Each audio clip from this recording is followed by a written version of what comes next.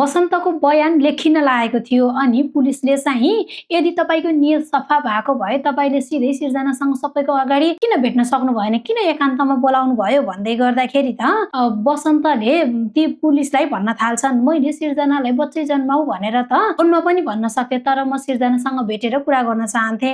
यता मैले केसरीसँग बिहे गरिसकेको थिएँ अनि अब हामीले यसरी बच्चा बस्ला भनेर सोचेका पनि थिएनौँ। सिर्जना र म अलग भइसकेका थियौँ, त्यही भएर यस्तो मोड आउला भनेर सोच्न पनि सकेको थिइनँ। अब यी सबै कुराहरू भइसकेपछि हामीले अब कसरी अगाडि बढाउने त जिन्दगीलाई भनेर पहिले सिर्जनासँग कुरा गर्छु भनेर मात्रै मैले उसलाई एकान्तमा भेट्न बोलाएको थिएँ, तर मैले भेट्नै नपाउँदै यो सबै भयो। मलाई कसैले आँखा छोपेर हातखुट्टा बाँधेर कतै लगे।